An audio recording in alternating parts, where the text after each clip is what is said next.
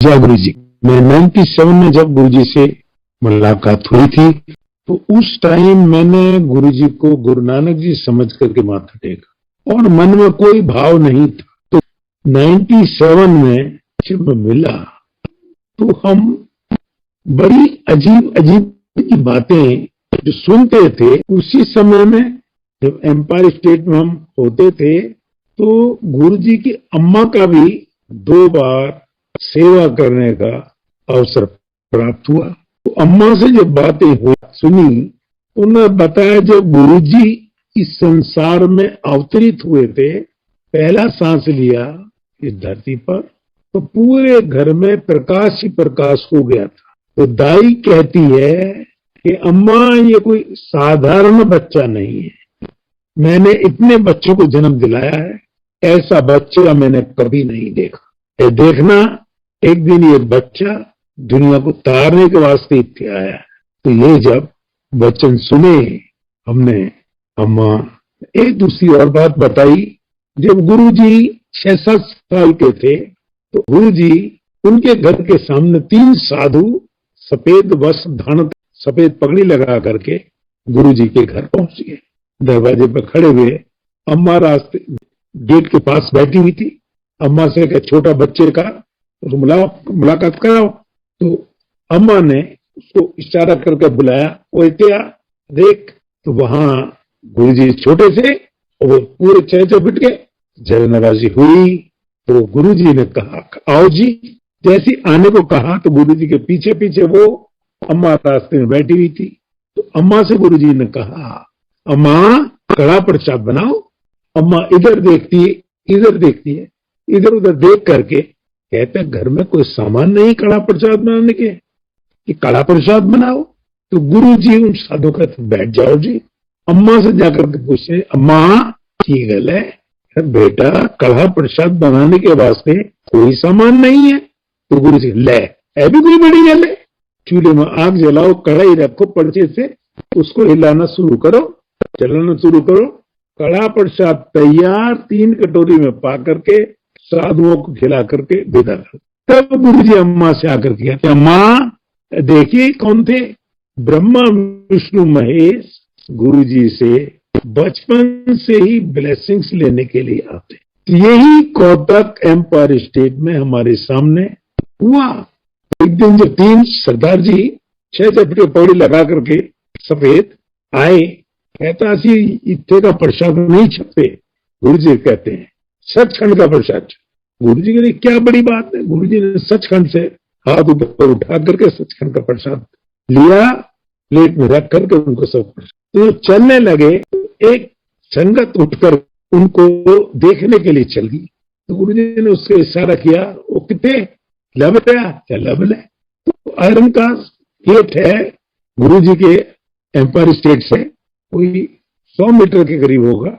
वहां पर जाकर के वो पूछता है कि भाई 3 सरदार सफेद पगड़ी लगाकर सफेद वस्त्र धारण करके आए थे, वो किधर चले गए। उसको कुछ समझ नहीं। दूसरा फिर और आया, उससे उसने पूछा कि भाई आप आए कहां से हो। उसने पूछा आप कहाँ आएगा, कह जी मैं गुरु जी कहते। उन्होंने बताया कि गुरु जी के यहाँ वहीं आते वहीं चले जाते, वहीं नहीं आते। वो बेचारा गर्दन झुका करके गुरु जी के लब लिए।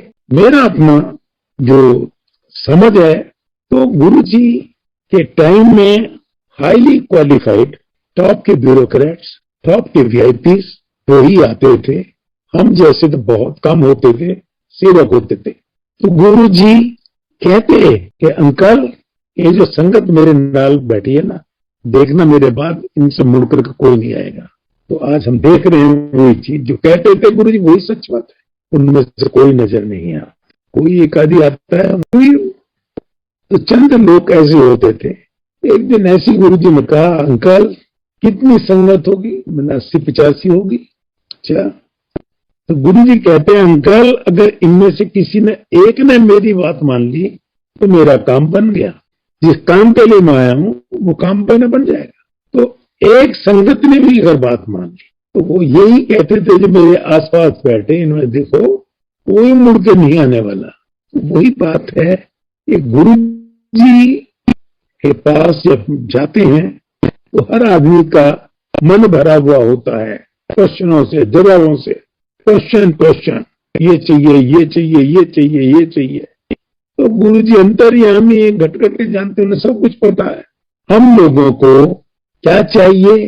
गुरु जी संगत की सोल देखते हैं, जिस सोल को जिस चीज की जरूरत है, अगर वो सोल गुरु जी को समझ में आ रही तो वो सोल को दुनिया के किसी कोने में है, उस सोल को अपने पास बुला लेंगे, किसी न किसी द्वारा बुला लेंगे। तो मैं गुरु जी की पहले दिन से ही सेवा किया। अब क्यों किया? ये तो गुरु जी ने मेरा कल्याण करना होगा। तो 3 साल तक गुरु जी की मैं एक्यूप्रेशर की सेवा करता था। तो वही गुरु जी ने सेवा कराई और हम जो करते थे, 1 घंटा होता था हमारा ऑफिस के बाद, हम सेवा करते 7 से 8 के बाद तैयार करके गुरु जी को सिंहासन पर विराजमान हो जाते। तो वही चीज है कि हम जितने भी दिन सेवा किया, कुछ ना कुछ रोजाना नया चीज हमको ऑब्जर्व हुआ।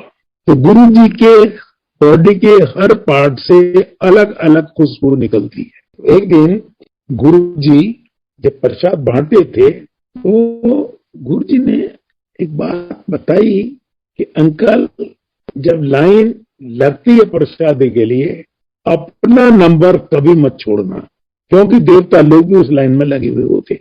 उन्होंने बताया कि अगर आपने अपना नंबर छोड़ करके आगे आ गए, एक दिन हुआ ऐसा ही, एक संगत कुछ छोड़ करके आगे आ गई लाइन में प्रसाद लेने के वास्ते। जब उसका नंबर आया, गुरु जी ने नहीं दिया उसको, उतर बैठ। तो गुरु जी कोई स्पेशली को सत्संग नहीं करते थे। तो इन सारी इंस्टेंसेस को देख करके हम कहते हैं, हम समझते हैं कि भाई यही एक बहुत बड़ा सत्संग है। जो प्रसाद जिसके नंबर पर मिलना है वो उसकी ब्लेसिंग्स है। अगर वो आगे पीछे होगी तो उसकी ब्लेसिंग्स दूसरे को मिल गई। तो इसलिए जब भी गुरु जी के मंदिर जाते हैं, अपनी लाइन का जो नंबर है उसको फिक्स रखो, कभी मत छोड़ो, और उसी पर अपना सब्र रखो। जल्दी जाने का कोई मतलब नहीं है, क्योंकि यहाँ जो गुरु जी के दरबार में चला गया तो गुरु जी के हुक्म से ही पहुंचा है। उसकी हिम्मत नहीं कि वो आ जाए, न वो आ सकता। एक बार हमारे मन में एक बात आई कि यार, गुरु तो धारण कर लिया, दक्षिणा तो कुछ दी नहीं। सेवा करने के बाद हम घर पहुंचे तो अगले दिन हम कैनाट प्लेस में एक शर्ट पैंट वाले की दुकान पर पहुंच गए। तो जब वहां पहुंच गए तो वहां से एक क्रीम कलर की शर्ट और क्रीम कलर की पैंट गुरु जी के वास्ते हमने पसंद कर ली और उसको पैक करा करके दिया। तो गुरु जी के पास हम उस पैकेट को भारी रख गए और जैसे गुरु जी के चैम्बर में पहुंचे, गुरु जी कहते हैं, अंकल वो तू कैनाट प्लेस की कर रहा था? अच्छा, तू बड़ी चंगी गल कर लेता है। कितने की लाया? 11.5 की। गुरु जी को पैसे सबका पता है। तो गुरु जी अंतर्यामी घट घट के जानते हैं। तो गुरु जी को तो समझने की तो हमारी समर्था ही नहीं है, हम समझ नहीं सकते। वो एक उसमें ही पता नहीं कहां कहां होते हैं। तो हम सब लोग बड़े भाग्यशाली हैं, पूर्ण गुरु की छत्र छाया में आकर के उनका गुणगान सुन रहे हैं। और पूर्ण गुरु 10 योनि बदलने के बाद अगर उस सोल में उस निरंकार को मिलने की प्यार है, तभी पूर्ण गुरु मिलता है और उसी के द्वारा वो मिलन करा सकता है। ये पूर्ण गुरु ही वो काम कर सकता है। तो हम सब लोग बड़े भाग्यशाली हैं कि पूर्ण गुरु की छत्र छाया में आकर के उनका गुणगान सुन रहे हैं। तो इसी तरह से एक बार एक चटर्जी अंकल राइट साइड में बैठे हुए गुरु जी चाय का सिप लगा रहे हैं। जब चाय का सिप लगा रहे हैं तो चटर्जी अंकल मन मन में सोचने लगे, कहता गुरु जी बड़ी इच्छा करिए चाय जो पिए। ले चाय पी ले। फिर दूसरे गुरु जी ने चाय प्रसाद मंगा करके सिप लगाना शुरू कर दिया। उस अंकल के मन में फिर भाव आया, गुरु जी मन में भरना अभी अभी पी ले। जब उस अंकल ने तीसरी बार भी उस चाय के प्रसाद का भाव पेश किया, गुरु जी ने डांट के कहा, ले अभी भी ले, अब न मांगे। ए गुरु जी, तो सब कुछ पता उनको, कौन किस किस भाव पर आया। हम सब लोग बड़े भाग्यशाली। गुरु जी कहते हैं कि मांगो मत मानो, मांग करके मैं क्या चीज देना चाहता हूं, छोटा करते हैं। तो गुरु जी मांगने की बात आती है तो गुरु जी कहते हैं कि मांगो मत। अब हम क्या है, हम सामाजिक प्राणी होने के नाते ये बाबा से, बापू से नहीं मांगोगे तो किससे मांगोगे? मांग करके हमको फिर इंसिस्ट मत करो, मांग लो बस, ठीक है मांग लिए कोई बात नहीं। अब जब उचित समझेंगे गुरु जी वो चीज आपको लाभदायक होगी तभी वो गुरु जी देंगे, वरना उसको नहीं दे। तो एक बार गुरु जी शिवरात्रि के दिन बड़े मंदिर में थे, तो वहां पर एक सेवक आया।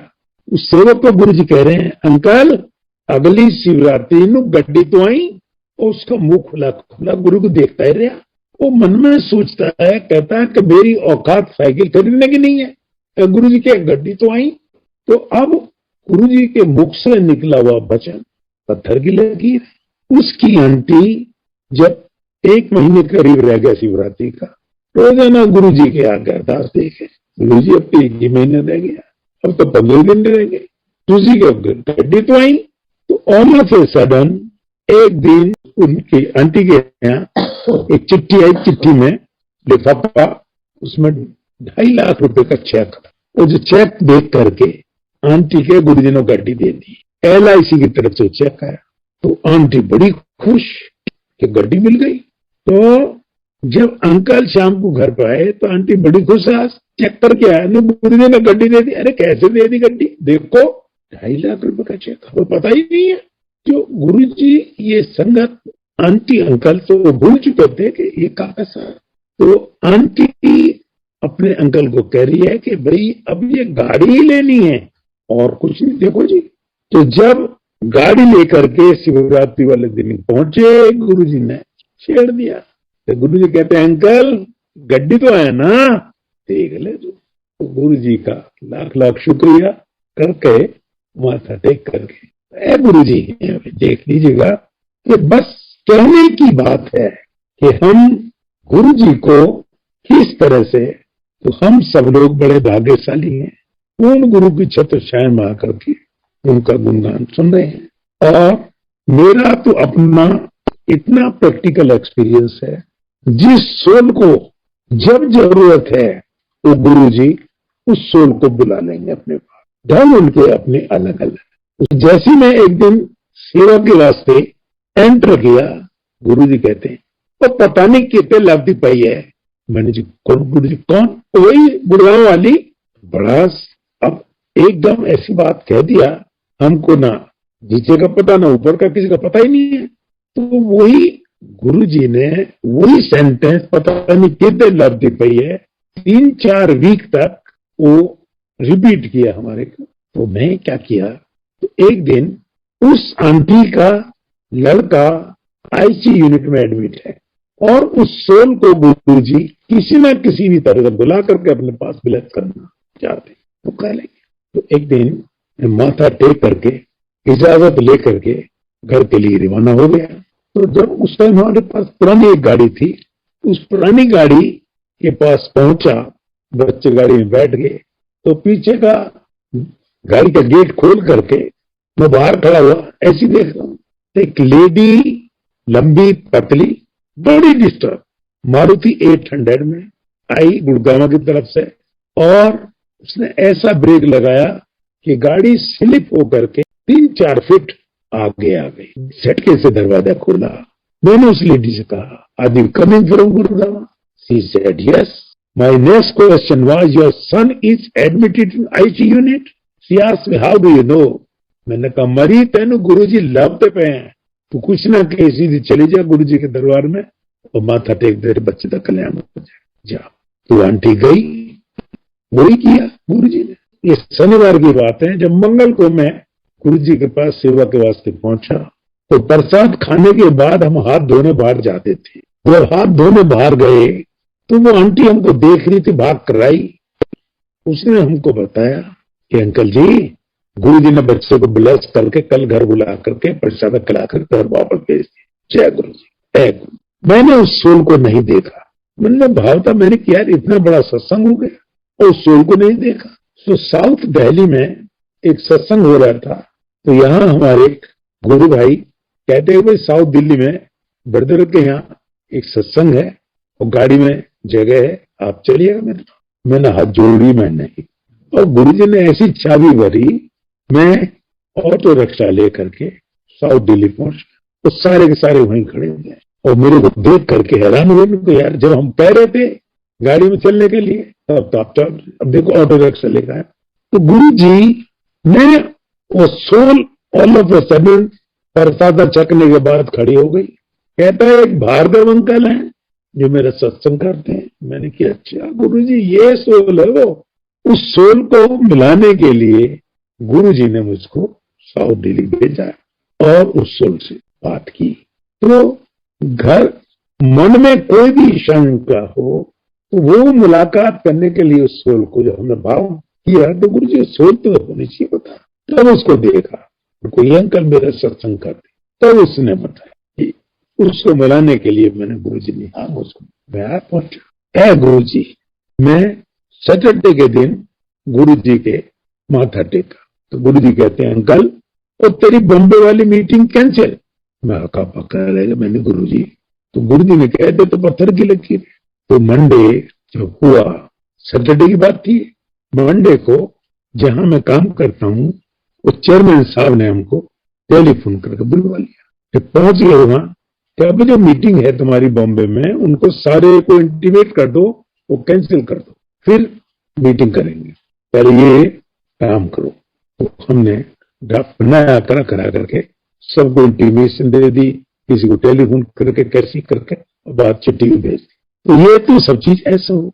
तो वो मीटिंग पोस्टपोन हुई। पोस्टपोन होने के बाद वो बेंगलोर में फिक्स करी। जब वो मीटिंग का नंबर आया, मैं गुरुजी से कहा, मैंने गुरुजी अगर आपकी इजाजत हो जाए तो बेंगलोर वाले से लंबे बाल वाला साईं बाबा जो है उससे मुलाकात करवा दूंगा। तो मिलेगा थोड़ी, कह दिया मिलेगा थोड़ी। वही बात हुई। जैसे हमारी मीटिंग खत्म हुई, खत्म होने के बाद में हमने बेंगलोर यूनिवर्सिटी मीटिंग हो रही थी, वाइस चांसलर साहब को मैसेज दिया। मैंने भाई ये चीज है, हम मिलना चाह रहे हैं। उन्होंने वहां मैसेज भेज दिया, लोग तो भाई फील्ड में निकल गए, अब नहीं है, अब मुलाकात नहीं हो। मैंने गुरु जी ने पहले कहते मुलाकात थोड़ी होगी, नहीं मिला। तो सुबह ही सुबह उन्होंने एक दूसरे मंदिर, तो साईं बाबा का मंदिर में 4 बजे गाड़ी आकर के, एक यूनिवर्सिटी का एम्प्लॉय था, तो उन्होंने कहा भी आप तैयार हो जाओ, वहां आपको जाना है और वहां दर्शन करके आए। मैंने भी हमारा कोई मुलाकात तक किससे नहीं हुई, किसी ने बताया भी नहीं हमको। मुझे all of a sudden program बना है। तो हम वहां उस गाड़ी में बैठ करके सुबह, तो रास्ते में से हमने कुछ कैसेट्स खरीदे थे, क्योंकि कुछ भी हमारे पास सामान नहीं था, क्या काफी देर का रास्ता है। जैसे ही हम खरीद के बजाते चल जा रहे, साईं बाबा के मंदिर वहां पहुंचे तो हमको रुकावट रास्ते में एक भी मिनट नहीं। हमारे कदम एक बार चलने के बाद में रुके नहीं कहीं भी, और वहां मंदिर जाकर के हम पसर के बैठ गए। और बैठने के बाद 15-20 मिनट तक हमको नहीं पता हम कहाँ हैं। कई लोग हमको उठाने आए, जाने को छेड़ना नहीं, दूर हट जा, नहीं तब को छेड़ना दिया। 15-20 मिनट हम वहां बैठ करके बड़ी शांति मिली और माथा टेक करके वापस चले। धन्य हो गुरु जी, ये तो आपने बहुत ही अच्छा किया। तो बहुत अच्छे दर्शन हुए। तो यही चीजें हैं कि जो हम चाहते हैं, नहीं जो गुरु जी चाहते हैं वो कराते हैं। मीटिंग कैंसिल करा के वहां किया और वो प्रोग्राम बनाते।